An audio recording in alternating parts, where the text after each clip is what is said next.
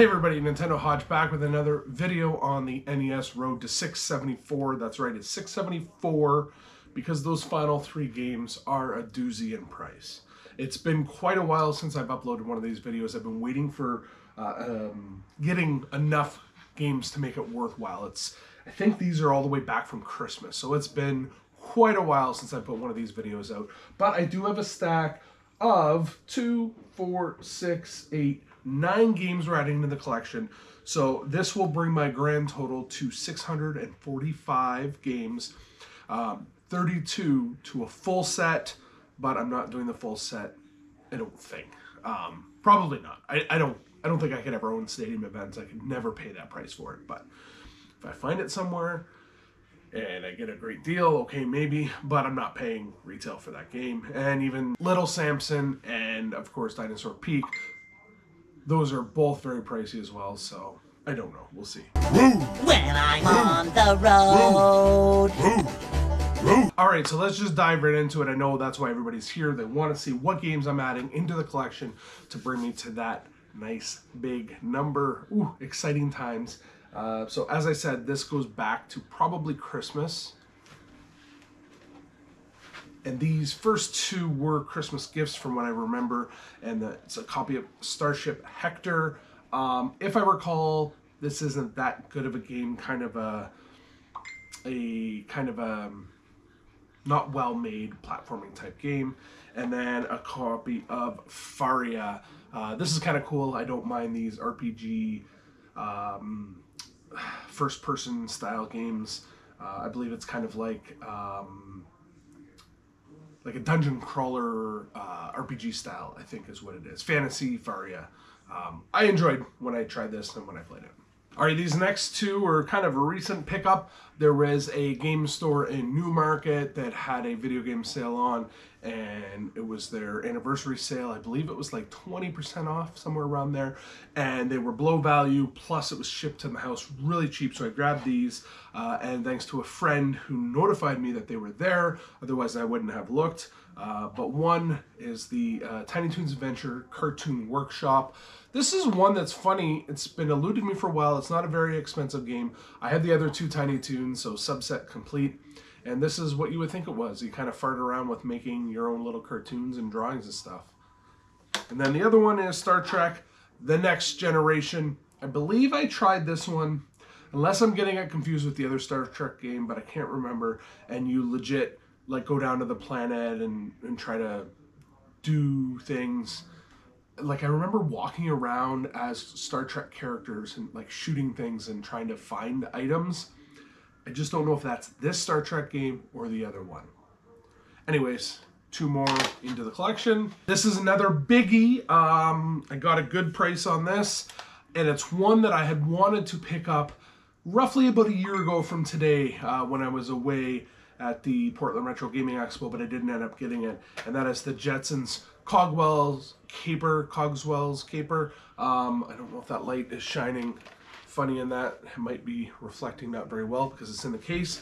Fun little platforming game. I love these style like Jetsons, all of the Capcom style games. This is the similar vein of that, but this is a Taito game, which would be the Flintstones and Little Samson fall under kind of this category, which is why that price is so up there on this one. This is another recent one. I made a trade with a friend of mine, Carl, but I got a copy of Akari Warriors 3.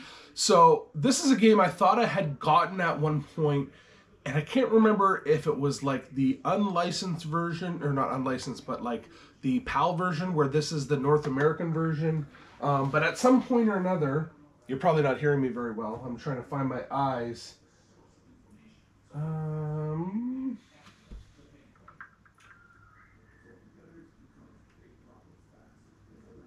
Should be here. Yeah. So yeah, I only have 1 and 2, so I do have 3, so subset complete on this one.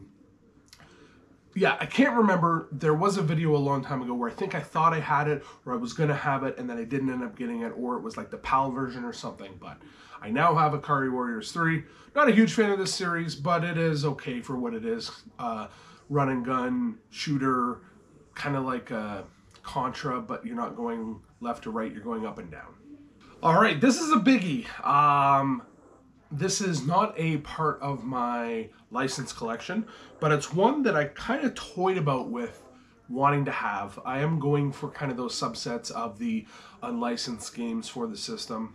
I should do a video on that at some point just to go over those. But I have all the Tengen ones and I have all of the Chimerica ones. But there's like the Color Dream games and the religious theme games. And then there's this one, the Notorious Action 52. I don't know how well that shows in the light, but I'll kind of go in here. Action 52, where every game is a piece of crap. AVGN did a great video on it. There's a few other ones out there. I think Pat the Nest Punk did one on this as well. I made a trade for this. A friend of mine that does all of the video game shows that I go to, Mitch, thank you very much for this deal. He had this already undervalued, gave it to me even cheaper, and it was trade with a little bit of cash, so this did not cost me that much at all. And even though it is a big piece of steaming crap, I'm glad to have it in the collection.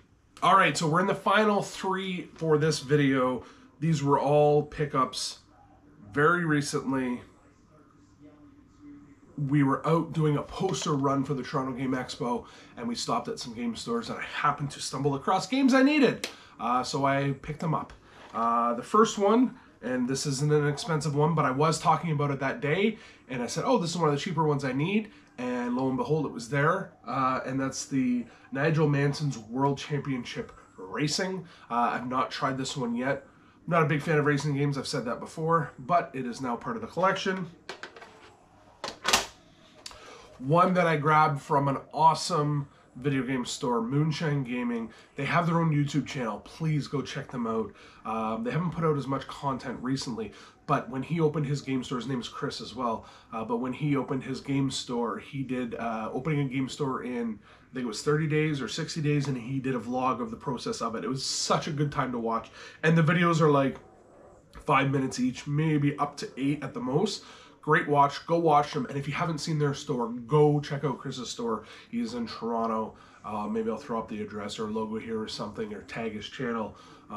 But amazing store, very clean, and I grabbed this from him, and that is Uncharted Waters. Got it for a good deal, so thank you, Chris, for adding this. I haven't actually tried this one yet.